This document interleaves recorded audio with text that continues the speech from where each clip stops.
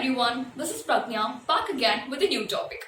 Today in this video, we are going to discuss about another very important topic of economics, that is sectors of Indian economy. This is a very important chapter because this is a base through which you will be able to understand the other chapters we proceed.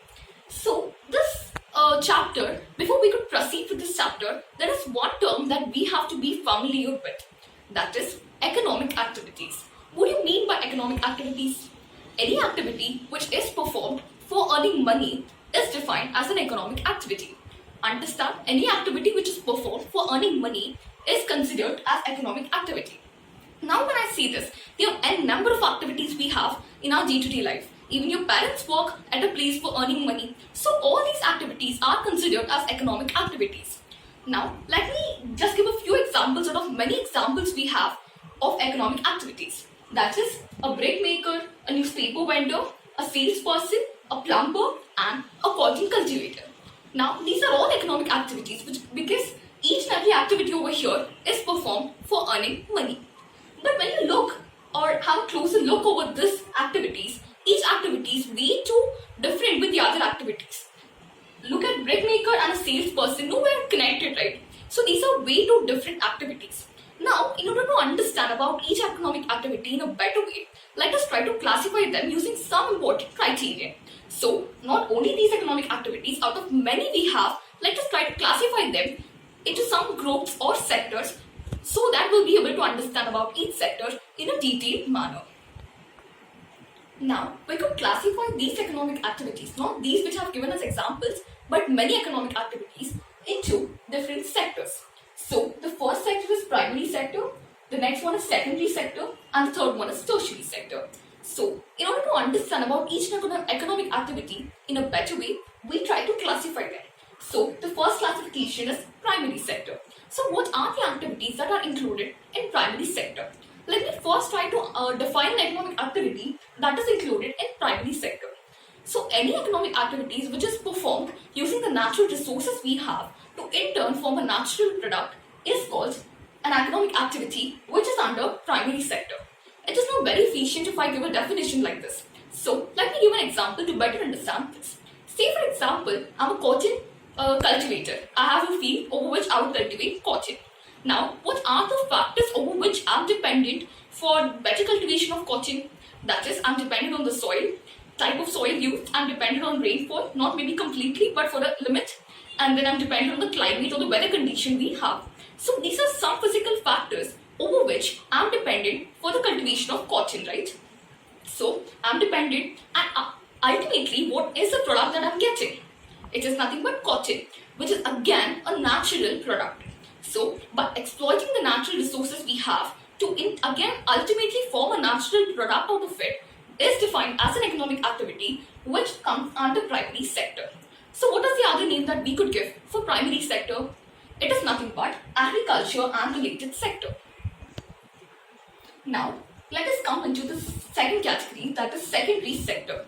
So this secondary sector, what does it exactly do? It basically uses the natural product that are formed by the primary sector to uses that as a raw material and in turn manufactures it into a valuable product. Again, not very efficient. Let me give an example. Continue with my example. Now, I'm a cotton cultivator. I got cotton. Now, this cotton is basically used by the industrialists to convert that into or manufacture that into a cloth. So, they basically purchase cotton from me. Now, this cotton under the hands of industrialists becomes a raw material. So, this raw material is then manufactured into a cloth which adds value to it. So, this is exactly what the work of secondary sector is. Now, because this secondary sector is closely related with different types of industries we have, this secondary sector is also called as industrial sector. Now, what is tertiary sector? What does it exactly do? Before I could say, let me give a statement. So, this tertiary sector neither produces raw materials nor manufactures them into goods, but still, it is very important sector. So, you will not be able to understand what is the work of tertiary sector. It neither produces raw material nor manufactures them into goods. Then what is exactly the work of tertiary sector and why do you call it to be very important? It is very important, students. Let me continue with my example as a cotton cultivator. Now I have a deal with the industrialist who will purchase all the cotton that I produced. Now once there was a deal that has made, how is it happening? Through communication. It is through telephone, telegraph, or any way of communication. Then okay, once it is dealt with the industrialist, this cotton has to go to the factory for production, right? So how is this happening? It is because of the transportation we have. So this communication, transportation are all included in tertiary sector. And okay, once a cotton is made into a cloth, it has to go to the market. Again, transportation, again, that is included in tertiary sector. So there are some important things that we have to deal with when we have to transport these things to secondary or maybe anything. This tertiary sector plays a very important role. It is not only communication or transportation or trading, but there are many activities which are included in tertiary sector. So it neither produces raw materials nor goods, but is very essential because it provides services. So because it provides services rather than goods, let me give that name as service sector. So this service sector, these are not only the activities that are included, transportation, communication, not only these, but many, like doctor, engineer, they all provide services rather than goods. So all are included in the tertiary sector.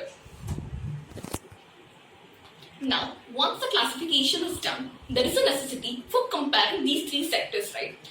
Which sector has more production, which sector has, more employment opportunities, and which sector more employment opportunities are being created. There is a necessity for comparing. So, how to compare these things? How to compare these sectors? It is by calculating the final value of goods and services provided by each sector. Is that we get we get to know which sector is at a top position, which sector is at the lowest position. We get by calculating the value of final goods and services. How is that happening? Say for example, we have wheat production taking place. Now we calculate under primary sector, we calculate the final value of that good and service. Similarly for secondary and similarly for tertiary. Once we get the final value of goods and services, we will be able to understand which is at the top place, which is at the least position. We will be able to understand. So, but do remember one thing, we should only calculate the value of final goods and services. Okay? Now, what is this GDP? GDP is nothing but gross domestic product. It is something which says how big is the economy of the country. So, it is by how do we get this GDP then? It is by summing up of value of final goods and services of the three sectors. Say for example, just a hypothetical situation where it is 100 for primary, 200 for secondary and 300 for tertiary. That is, the value of final goods and services produced by each sector. Now how do we get this GDP? It is by summing up 200 plus 300 plus 100. How much? 600. So that is GDP that we get. So this says how big is the economy of the country. But GDP is only for 1 year. We count GDP for every year.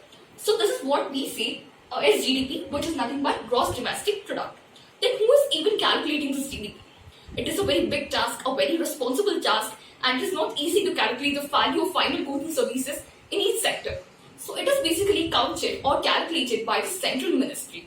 So this central ministry takes information from different sectors and different states and union territories and then sums up the value, and then they get the GDP, that is gross domestic product.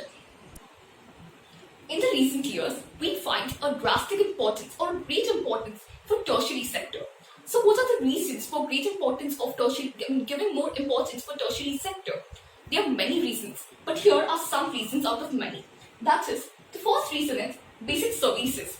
Now, for a developing country or any country, there are some things or some services that are very necessary, like hospitals, we need educational institutions, and there are some services which are very, very necessary, like police stations, hospitals, police stations, these are very important and very basic for any country. So these are all included in tertiary. So because these are very necessary, we have many educational institutions, many hospitals, many police stations, and that is the reason why the demand for tertiary sector is increasing. The second reason is income level rise. So what do you mean by this? Now, as we are developing, the incomes are also increasing, right? So once the incomes are increasing, say for example, I do not want to join in a public hospital where everyone are treated in the same way. Because my income is more, I want to spend money for my health. So I want to join a private hospital so that more importance will be given for me. So you need private hospitals for that. And I do not want to eat at my home regularly. I want to have food outside, like restaurants or hotels. So at that time, there is a need or necessity for establishment of restaurants or hotels. So these are the reasons for the improvement for the rise importance of tertiary sector. The next reason is development of primary and secondary sectors. So with the development of primary and secondary, as you know, there is a the demand would increase for tertiary too. That is communication, trading, as I said before. So these are, very important for primary and secondary. So with the increase in primary and secondary, automatically the demand for tertiary sector will also increase. The next demand is, now recently we have information technology developing at a rapid pace, communication technology and many more. These are all under tertiary sector itself. So with the increase in that, automatically the demand for tertiary sector will be increased. But when I see that this tertiary sector is increasing at a rapid pace, it is not that every person in the tertiary, working in any economic activity that is included in tertiary sector is developing. It is not that. There are very few who are having a good employment opportunity in tertiary sector, but not many. We have people like plumbers, electricians and many more who are finding work rarely.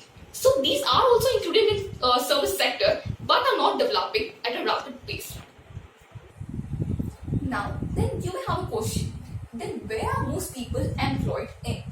So since tertiary sector's demand is increasing day by day, year by year, obviously more people would be employed in tertiary sector. But that is not the case. We find most people employed in the agriculture and related sector, that is primary sector. Then why do we have more people in agriculture and related sector, but the production in agriculture and related sector is not at all increasing? But then why do we have those many people in agriculture and related sector? Let me give an example to better understand this. Say for example, you have a farmer who have 5 sons and who are grown up well, who could work on their own. But say for example, he's having 2 hectares of land, wherein for working, 2 people are more than enough for 2 hectares of land. Imagine. But we find 5 of his sons and her wife and he himself work in the same field. So appearing, everyone are employed, but the reality is there are many who are disguised unemployment. They are facing a problem of disguised unemployment. That is, 2 people are enough for that particular farm of 2 hectares of land. But then why do we find 7 people working over there? It is because the other 5 people are actually not finding any employment opportunities. They are not finding any employment in a factory or in industry or any other field. It is for that reason that they are working in that particular field that they own. So it is disguised unemployment. They appear to work, but in reality they are not showing their complete potential over there. So this is something called disguised unemployment. Since people are not able to find better opportunities in the secondary or tertiary sector, they're forced to be in this agriculture and related sector. And that is the reason why we find many people employed in primary sector or agriculture and related sector. Now let us discuss about these two cases, Kanta and Kamal.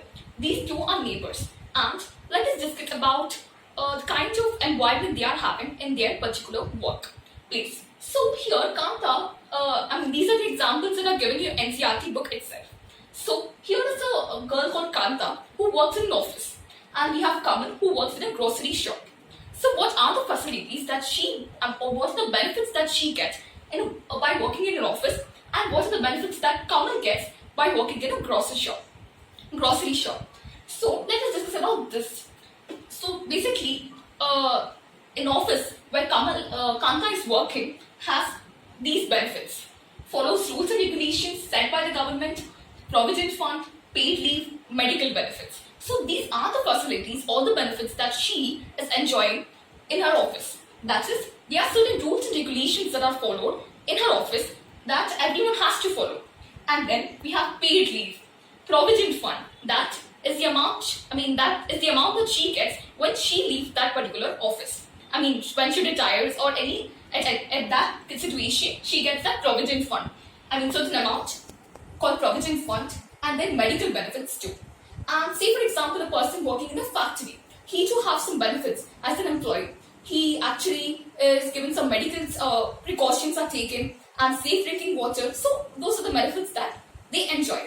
But coming to the case of Kamal, who is working in a grocery shop, will he get provident fund? Will he be paid for the leave? And will he get any medical facilities? Actually, no. And he is working in a grocery shop which has no rules and regulations as such to follow. He may be asked to leave at any time. Maybe there is one particular season where he don't get proper work. And then immediately he may be asked to leave. But that don't happen in the case of Kanta because there are certain rules and regulations that are followed. But here in the case of Kamal, we have nothing like that.